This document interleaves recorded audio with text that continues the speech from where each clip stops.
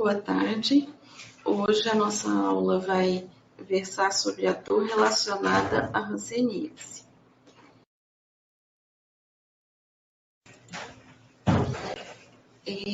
Todos nós aprendemos que a hanseníase estava relacionada a uma sensibilidade diminuída, a uma mancha insensível ou pouco sensível.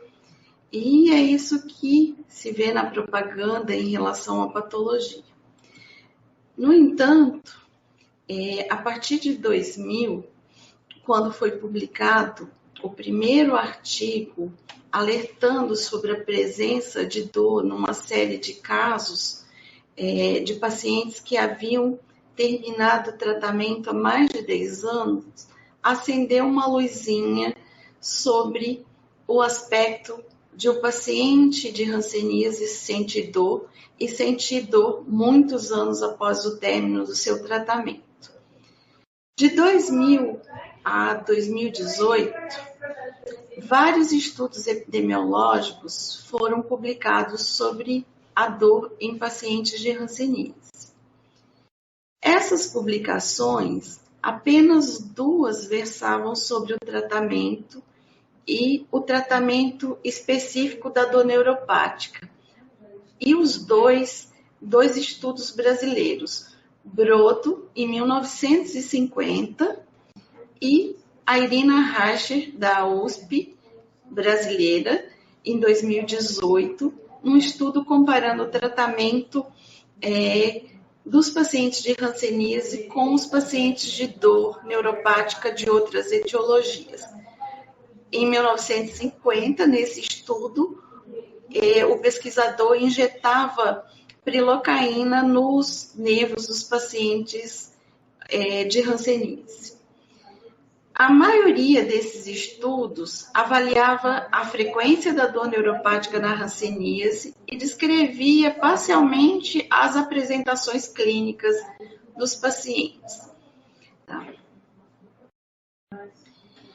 Bom, a patologia em si, ela é caracterizada por um dano celular e tecidual em função dessa multiplicação e disseminação dos bacilos, que geram uma resposta imune do hospedeiro e tem como uma das suas principais complicações causar uma neuropatia que pode ser dolorosa ou não. Quando você vê esse espectro clínico da hanseníase, observa-se que o quê?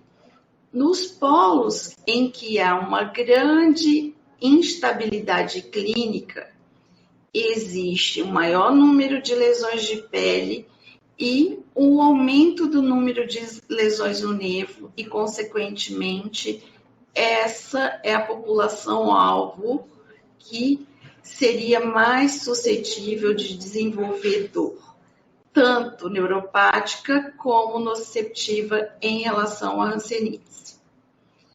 Bom, do ponto de vista da fisiopatologia, nós teríamos 2 tipos de dor. Uma dor nociceptiva ou inflamatória, acometendo articulações e tendões, fazendo tenossinovite, e uma dor neuropática em decorrência do acometimento dos nervos periféricos. O mesmo paciente pode apresentar os 2 tipos de dores simultaneamente numa mesma região ou em regiões distintas. Se a gente considerar a origem, se nós considerarmos a origem, nós dividiríamos em dores primariamente relacionadas à hanseníase, a dor neuropática, que poderia ser compressiva ou não compressiva, e a dor nociceptiva, que estaria nas articulações e nos tendões. E as dores secundárias, que nós teríamos síndrome de dor miofascial, dor no quadril, na coluna, dor neuropática do diabetes, secundária ao uso de corticoide. Vale frisar que essas dores não são em decorrência da hanseníase em si, são complicações das disfunções que ocorrem por causa da patologia. As primárias, sim. A neuropatia da hanseníase, ela decorre de uma complexa interação que ocorre após a infecção, formando uma inflamação em decorrência de uma resposta imunológica. Todo paciente com hanseníase tem algum grau de comprometimento neural e a inflamação perineural é a sua marca histopatológica e a localização dessa inflamação pode até refletir qual que foi a via de entrada em que nervo iniciou. Uma vez dentro do nervo, os micobactérios lepra são ingeridos pela célula de Schwann, levando a algumas consequências. A primeira consequência seria a reprogramação das células de Schwann, causando desmielinização, a produção de mediadores inflamatórios, distúrbios no metabolismo energético e uma desdiferenciação celular. Isso leva à degeneração do axônio, processo inflamatório, fibrose e, consequentemente, uma perda neuronal. O espectro da dor estaria nessa parte aqui da lesão. Quando nós tivermos a fibrose, muitas vezes teremos só a perda da função, sem dor. Essa neuropatia, ela se apresenta como microneuropatia nas lesões de pele, como uma mononeuropatia, como mononeuropatias múltiplas ou como polineuropatia. Frisando que a localização relaciona-se muito com áreas mais quentes do corpo, áreas mais frias do corpo. O significado clínico de neurite seria a presença de dor espontânea ou a palpação num nervo específico, acompanhada ou não de espessamento do nervo ou comprometimento da sua função. A isso chamamos de neurite franca. Pode ocorrer neurite com nenhuma ou pouca lesão do nervo. Já a neurite chamada de silenciosa, ela altera a função nervosa sem a ocorrência de dano ao nervo periférico. Então, isso é diferente de dor neuropática, mas a dor da neurite ocasionada pela inflamação nos nervos é uma dor neuropática. Só que você trata a neurite como se aprende nos protocolos de hanseníase. A dor neuropática nós vamos aprender a tratar conforme o protocolo de dor neuropática. Por definição, dor neuropática é uma dor que é causada por uma lesão ou doença que afete qualquer parte do sistema de processamento da dor, que aqui chamamos de sistema somatosensorial.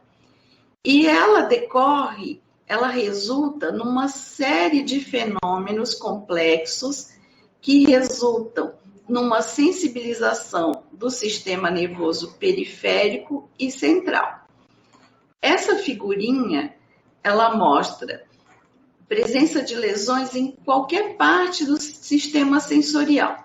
No caso da hanseníase, nós temos uma lesão no nervo periférico em decorrência da doença, que a infecção pelo bacilo dentro do nervo causa as alterações que eu falei há pouco, e com isso o potencial de ação ele é desarrumado.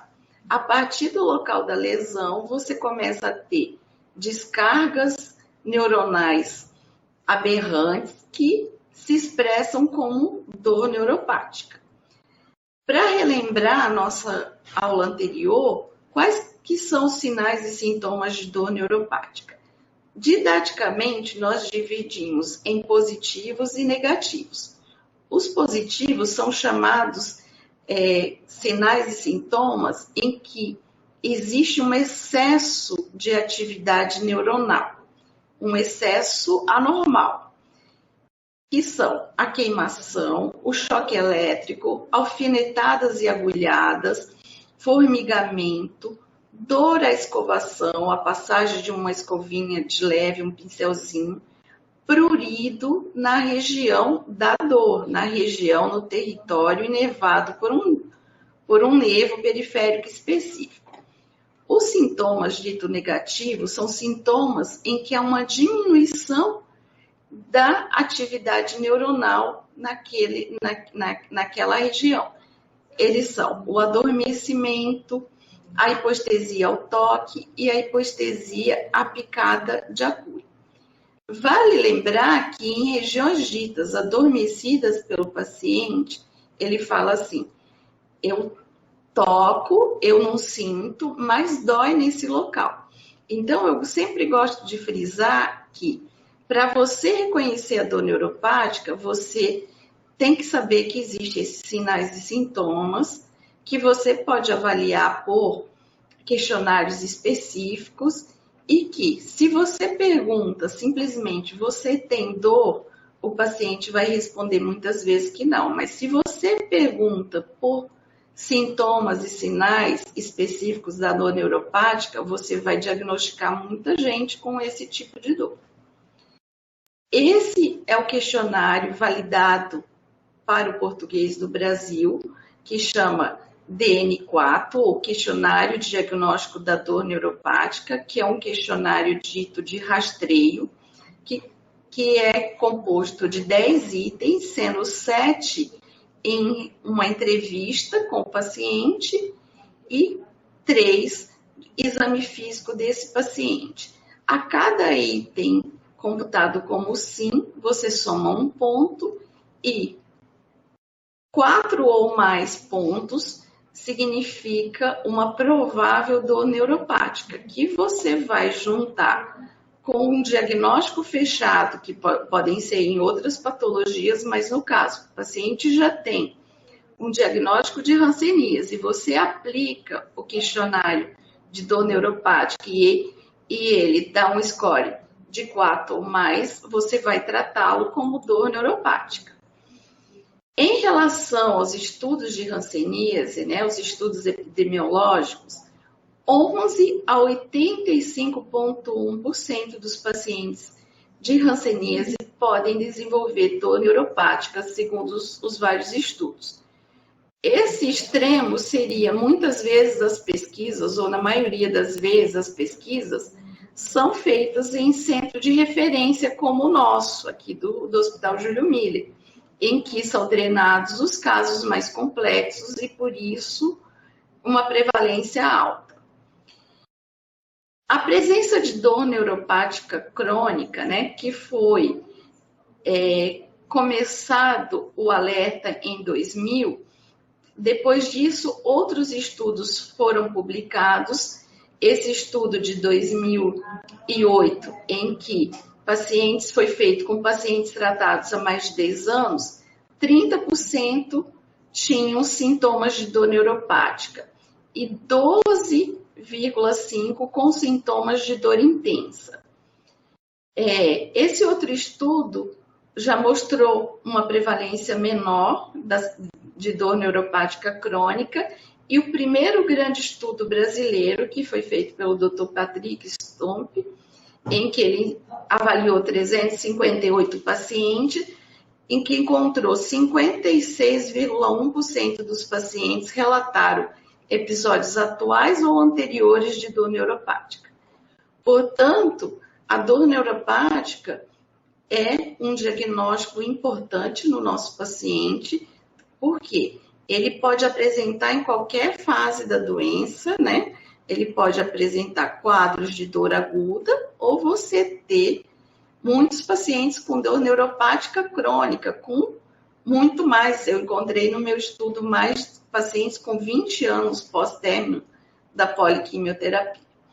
Agora eu vou apresentar algumas características de um estudo realizado aqui no nosso hospital, um estudo meu, orientado pelo Dr. Corgeso, no ambulatório de infectologia aqui do Hospital Júlio Miller, alguns dados que eu achei relevantes apresentá-los.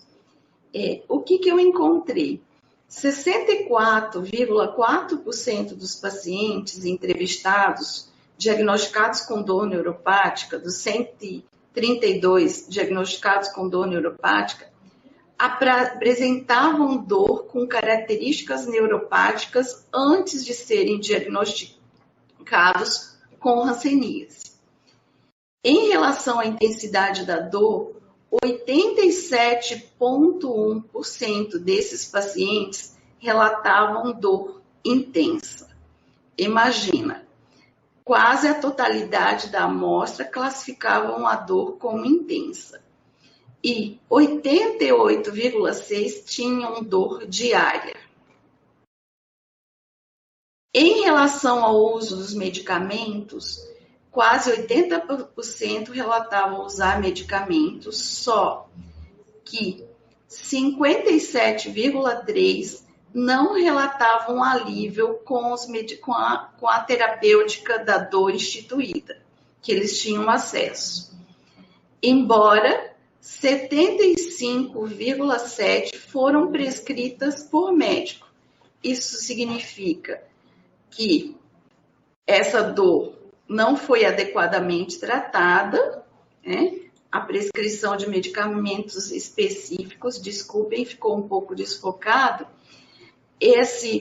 Essa tabela, ela mostra o fenótipo da dor que foi apresentado. Na minha amostra, os fenótipos de choque elétrico, formigamento, alfinetadas e agulhadas, adormecimento, hipoestesia ao toque e a picada de agulha foram as apresentações clínicas daqueles sinais e sintomas de dor neuropáticas que tiveram maior frequência. Bom, se as outras dores neuropáticas são complexas, é uma resposta neuropatológica complexa, imagina uma dor numa doença que está com seu espectro clínico baseado na resposta imunológica do paciente. Então, essa dor neuropática, ela pode ser aguda, ela pode ser crônica, ela pode ser recorrente e pode se apresentar sob a forma de compressão, no caso em que o nervo hipertrofia, fica mais largo nos túneis ósseos, em que o tratamento tem que ser cirúrgico para descomprimir. A outra dor neuropática em que não há compressão de nervo por aumento, né, ela vai ser tratada de forma medicamentosa. Bom, nem só dor neuropática seria a dor do paciente. As dores musculoesqueléticas são também um diagnóstico que deve ser feito para tratá-lo integralmente, né? Por quê? A lesão do nervo leva a mudanças na função muscular, o que leva a desequilíbrios musculares, levando a deformidades em partes moles e articulações, que podem levar à síndrome de dor miofascial. O envolvimento articular propriamente dito pela hanseníase ainda não tem a sua patogênese totalmente elucidada, mas algumas etiologias, como os estados reacionais, tipo 1 e tipo 2, a possibilidade do envolvimento direto da sinóvia, e em decorrência da neuropatia periférica sensorial, levando a alteração com destruição da articulação. Bom, e qual que é a prevalência da dor articular na hanseníase? Como vocês veem, é muito ampla, porque as metodologias usadas nas pesquisas são diferentes, não são as mesmas. Então, você tem uma prevalência muito díspara. Um estudo com 1%, outro estudo com 77%. Mas nós temos como diagnóstico a artropatia de Charcot, a osteoite causada pelo bacilo, artrite séptica secundária à lesão de tecido desenervados, e nas últimas décadas começaram também as publicações do envolvimento inflamatório primário das articulações pela hanseníase, né? Descrição de poliartrite de início insidioso e evolução crônica, na ausência de reação em todos os tipos clínicos de hanseníase. Bom, já 600 anos antes de Cristo, já ocorreram relatos, observação de envolvimento articular. Isso foi relatado na literatura chinesa. Um estudo brasileiro relacionado ao envolvimento articular na hanseníase demonstrou que 6,3% apresentavam um envolvimento articular associado à hanseníase, e somente 1,9% relatavam artralgia e 4,4% apresentavam um quadro de artrite.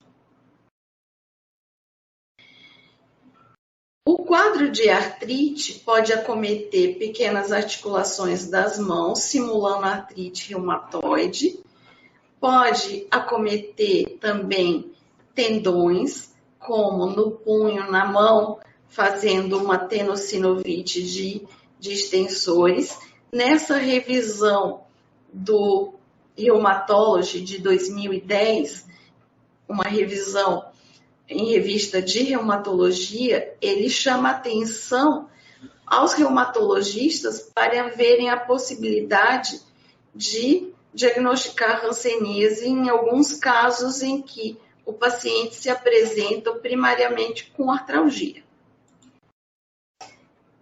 Uma lesão clássica articular, que seria a artropatia de Charcot, também chamada de neuroartropatia, que era descrita em outras patologias que cursam também com dor neuropática, com acometimento nervoso, como no diabetes e na sífilis, e que é um pouco vista em mais de 10% dos pacientes por causa dessa neuropatia de longa duração, que leva a uma fragmentação e destruição óssea, levando a uma severa deformidade e muitas vezes a uma amputação.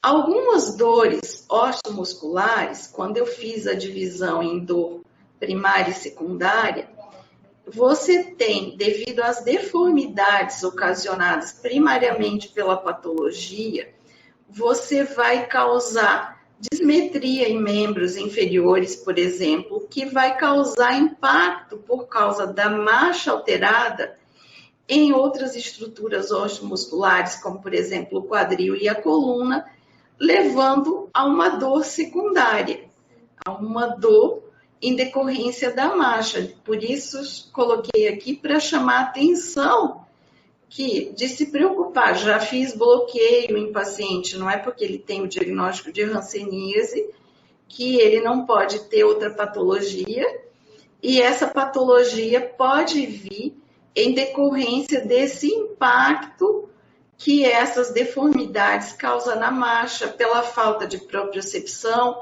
nos pés, a maneira de andar, o impacto sobre a articulação do quadril, sobre a coluna, sobre a articulação sacroiliaca, causando uma dor secundária. Em relação ao tratamento, que é muito importante, depois de diagnosticarmos, é interessante saber tratar.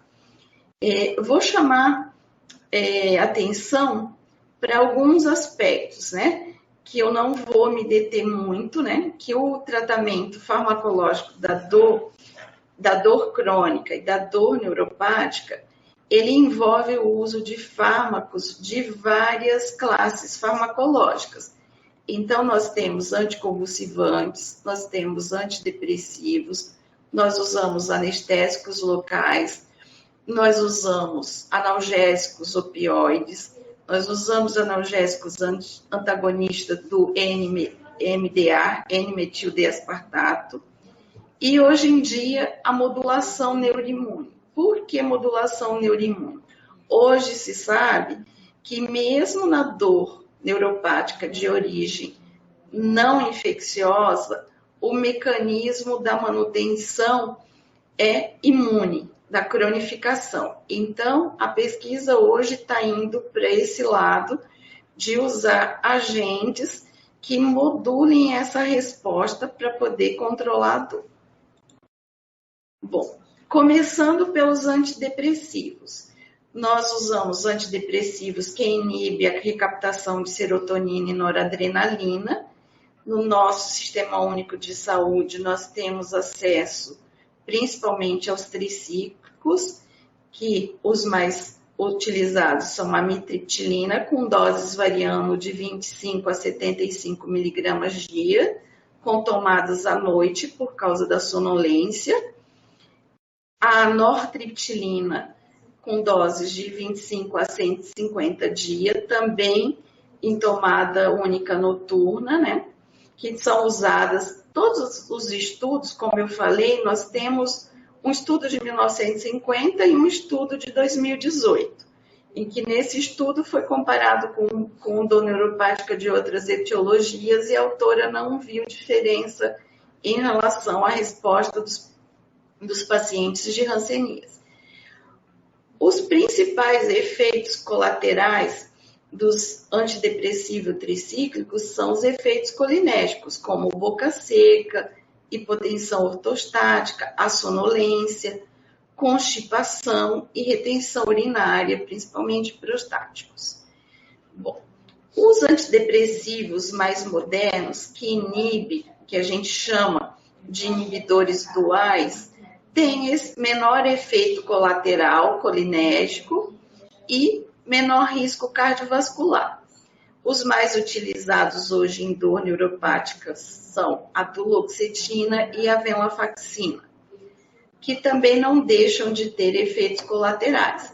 Então, a dose de duloxetina variando de 30 a 120, sendo recomendado que ela seja tomada junto a uma refeição, que pode ser o café da manhã, quando a pessoa toma um bom café da manhã, ou após o almoço. Se ocorrer queixa de sonolência, troca-se para o horário noturno, frisando também junto a uma refeição.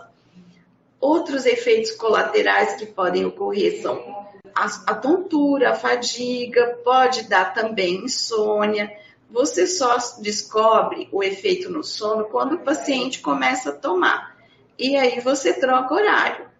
Cefaleia, disfunção sexual e, às vezes, até hipertensão. A venlafaxina, a dose varia de 150 a 225 miligramas dia. Os anticonvulsivantes mais utilizados em dor neuropática são os que nós chamamos de ligantes alfa-delta dos canais de cálcio na membrana do neurônio, que são a gabapentina e a pregabalina. Eles agem impedindo que neurotransmissores como o glutamato e a noradrenalina, diminuindo assim a entrada do cálcio na membrana neuronal e, consequentemente, essa excitabilidade que ocorre anormal na membrana pela disfunção ocasionada na neuropatia. A gabapentina, ela tem uma dose terapêutica ampla, você pode chegar a 3.600 miligramas dia, mas a maioria dos trabalhos não é ultrapassado a dose de 2.400. Eu sempre começo com 900 e vou titulando, mas a dose média terapêutica para a resposta é de 1.200 dia. A pregabalina, outro bloqueador de canal de cálcio, a dose varia de 150 a 600 miligramas dia, né, tendo também como efeitos colaterais sonolência, tontura e sedação, e aí melhor em tomada única noturna, às vezes nós dividimos em 2 tomadas diárias. Bom, o uso de anestésicos locais. Os anestésicos locais, eles bloqueiam os canais de sódio na membrana neuronal. Nós podemos utilizá-lo utilizá-lo como infusão venosa de lidocaína na dose de até 5 miligramas. Eu costumo usar muito a dose média de 3 miligramas por quilo em infusões semanais, quando o paciente apresenta dor espontânea, descargas espontâneas, aqueles episódios de descargas de dor. Existe também o adesivo de lidocaína a 5%, que só temos um nome comercial. Ele é vendido em caixas com 10 ou 30 adesivos, que foram liberados inicialmente para neuralgia pós-herpéticas, mas é utilizado também, já tenho experiência com o uso em dor neuropática localizada da hanseníase. Cada adesivo desse contém 700 miligramas de lidocaína, é o equivalente a quase 2 frascos da lidocaína que a gente usa venosa, e ele é pregado e orientado a deixar no local por 12 horas, podendo ser utilizado até 3 adesivos simultaneamente. Então, normalmente se pede que coloque à noite e deixa por 12 horas. Você pode orientar que o paciente corte o adesivo e coloque exatamente na área da dor, do tamanho, ele corta do tamanho da área que dói. Então, dor neuropática localizada, você pode utilizar o adesivo de lidocaína. Os fármacos também são classificados, né? Segundo nós falamos dos fármacos de primeira linha, agora nós vamos falar dos fármacos, a segunda opção em relação ao tratamento da dor neuropática. Os opioides que são recomendados em dor neuropática são apenas 2. O tramadol, porque tem um efeito semelhante aos antidepressivos, pois inibe serotonina e noradrenalina, e também tem atuação em receptor de opioide.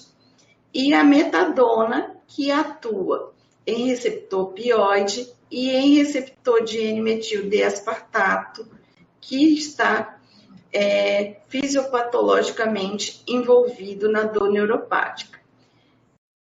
A metadona, ela envolve um cuidado no seu uso, pois ela pode ter uma meia-vida muito longa e é o único opioide que a gente usa conforme a dor.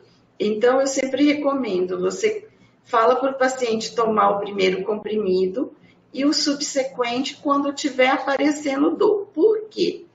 Você pode ter pacientes que, ao ingerir um comprimido, a substância desapareça no sangue em 6 horas, e um outro que possa ter a substância 60 horas depois da tomada de um único comprimido. Se você deixa em dose fixa, você corre o risco, naquele que metaboliza rápido, ele ficar um período sem nenhuma concentração da medicação no sangue, portanto vai ter dor, ou em um que você vai provocar acúmulo, porque ele não metabolizou aquela medicação ainda, e você já está dando uma outra dose e ela vai acumulando, e um risco igual a qualquer outro opioide, de parada respiratória e suas consequências. Então, os opioides, eles são considerados de primeira linha, né, em relação à dor crônica, dor neuropática crônica, eles são considerados de segunda linha. De primeira linha são os antidepressivos e os anticonvulsivantes. Mas na dor neuropática aguda, eles são considerados de primeira linha, assim como em dor neuropática em decorrência do câncer, ou em períodos de exacerbações de dor neuropática crônica, como que ocorre no paciente de hanseníase. Então, o que eu quero frisar é que o tratamento específico da neurite vai ser feito, e o tratamento da dor vai correr em paralelo. A partir do momento em que diminui o processo inflamatório, a neurite vai diminuindo a necessidade de analgésicos, o que ocorre em várias patologias, que mesmo tratando a doença de base corretamente, muitas vezes ainda sobra dor. E aí que a gente entra com essas opções farmacológicas.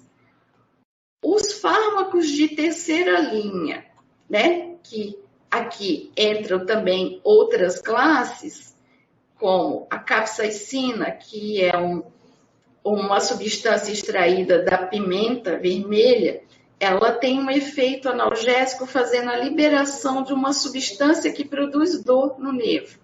Então, ela depleta os estoques de substância P, ela vem sob a forma de um gel, tem uma única pomada comercialmente aqui no Brasil, que chama Moment, em que você passa com cuidado, com a espátula, porque se pegar com o dedo, depois pode levar ao olho e arder. E a mexiletina, que é tem um mecanismo que é um antiarrítmico, que tem um mecanismo de ação de bloqueio de canal de cálcio, então agiria como um anestésico local por via oral. Os anticonvulsivantes e antidepressivos considerados de terceira linha são esses aqui que eu vou listar de antidepressivo: a bupropiona, o citalopram, a paroxetina. E de anticonvulsivantes, a carbamazepina, lamotrigina, oxicarbamazepina, topiramato e ácido valproico. Bom, é importante frisar que, atualmente, a dor neuropática, ela só tem como alvo terapêutico o nervo. O nervo no sentido do potencial de ação, da transmissão do impulso nervoso. E como bloquear esse impulso aberrante. Então, hoje, essa terapêutica, ela é baseada apenas nesses sintomas, mas a neuroinflamação, ela permanece e o alívio é transitório. Então, hoje, a busca é como controlar, no caso da hanseníase, a neuroinflamação e também a resposta neuroimune que ocorre no nervo em decorrência de qualquer agente que cause uma neuropatia. Pode ser um trauma, por exemplo, um acidente de carro, que a pessoa tem um trauma grande, uma fratura, e que em decorrência dessa fratura há uma lesão de nervo, ou uma neuropatia infecciosa como a hanseníase. Hoje se sabe que a manutenção desses processos são por mecanismos neuroimunes. Então, esse seria o próximo alvo para tratar adequadamente a dor neuropática. Bom, terminando aqui com uma frase do Mário Quintana, que ele fala o seguinte: se eu pudesse, eu pegava a dor, colocava dentro de um envelope e devolvia ao remetente, né? Acho que muitos pacientes gostariam de fazer isso. Muito obrigada, estarei à disposição para as perguntas. Silei, boa tarde. Você pode usar por tempo indeterminado. Enquanto o paciente tiver dor, você pode usar qualquer dos fármacos. Você só vai ter cuidado, por exemplo, se usar uma carbamazepina, monitorar a função hepática, por causa dos efeitos colaterais dela. Mas, por exemplo, os tricíclicos, você não tem nenhuma contraindicação de usar, não tem limite, igual por depressão primária, que a pessoa usa quando ele é usado com o fim que ele foi descoberto. Você pode usar indefinidamente, como igual medicação antipertensiva, ad eterno. O único cuidado é com titulação da dose, porque você começa com dose baixa de qualquer um desses agentes para minimizar os efeitos colaterais. Às vezes, se você explica para o paciente que você vai começar devagarzinho e à medida que ele for tolerando, você vai aumentar a dose até chegar numa dose em que você controle a dor. Eu sempre faço uma analogia com passar fita isolante. Eu falo que eu vou dar uma volta de fita isolante no nervo para ele parar de dar curto. E a fita isolante é o medicamento. E as voltas é a dose. Então eu falo, vamos dar uma voltinha pequena. Se ele parar de dar curto, a gente fica com essa dose. É a segunda questão importante. É titular a dose devagarzinho para ter tolerância, para o paciente não ficar com medo do medicamento e parar. Ele ficar com medo por efeitos colaterais, né? Olha, com relação ao adesivo de lidocaína, ele tem um custo de mais ou menos R$10 por adesivo, né? Esse é o preço médio que sai com a caixa de 10 adesivos. Pelo que eu sei, não existe padronização pela farmácia de alto custo. Mas quando eu passo, às vezes eu passo para dor residual, por exemplo, na região tibial posterior, em ilhas de sensibilidade. Então, ele pode cortar e um adesivo vai render por vários dias. Então, uma caixa de R$100 vai poder ser usado por um bom tempo, vai render às vezes um mês, depende da área. Então, o que eu faço para otimizar é usar quando você tem áreas menores de incômodo, de dor, e aí que eu não preciso usar o adesivo inteiro, e isso otimiza o custo para o paciente, e às vezes você tira a medicação oral, porque só tem numa área pequena. Além do adesivo, né, dá para usar a lidocaína venosa, que ao contrário, na verdade, o adesivo até barato, porque cada adesivo tem quase 2 frascos de lidocaína, né? Um frasco de lidocaína tem 400 miligramas, o adesivo tem 700 miligramas. Então, ele até que não é, pela tecnologia, até que ele não é caro. Mas a lidocaína venosa, você usando 3 miligramas por quilo, um frasco você usa em vários pacientes e faz a sessão, vai precisar de um soro, um equipo. Então, depois a gente pode treinar as equipes para fazer o uso. Como isso é uma terapêutica, digamos, mais do especialista, mas é uma coisa que a gente pode difundir, né? De fazer sessões de infusão venosa de lidocaína para tratar essas dores neuropáticas. Aqui no ambulatório a gente tem a sala de infusão, então enquanto eu estou atendendo, eu deixo o paciente lá na sala de infusão usando a lidocaína.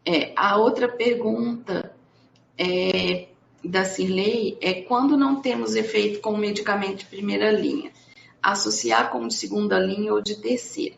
Normalmente, assim, você associa um antidepressivo com o outro.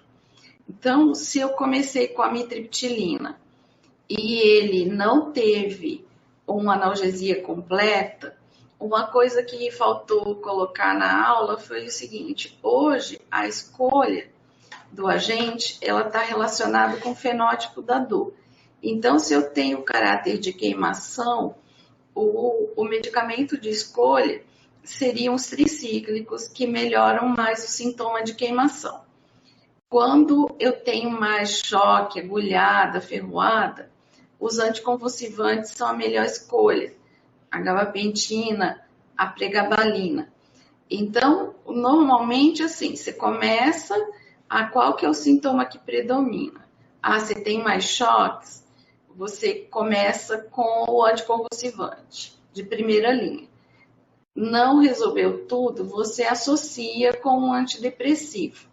Ao invés de, por exemplo, você pode associar medicamentos com um mecanismo de ação diferente.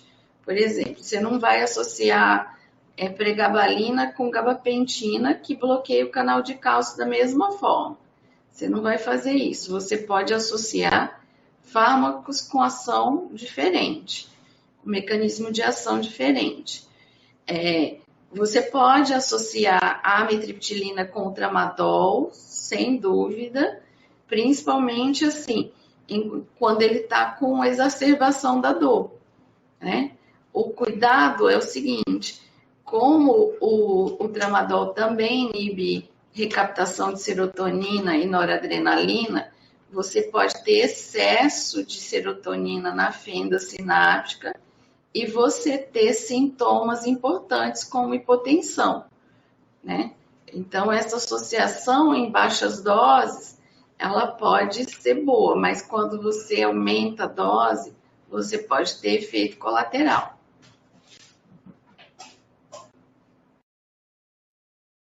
Tá? Então, a associação amitriptilina com tramadol é possível, só não em altas doses, que você pode desencadear essa síndrome serotoninérgica. Principalmente se for, por exemplo, a duloxetina, que inibe mais fortemente. Bom, aqui na tela tem meu e-mail, se alguém quiser depois mandar pergunta, terei prazer de responder, né? Acho que agora encerraram-se as perguntas.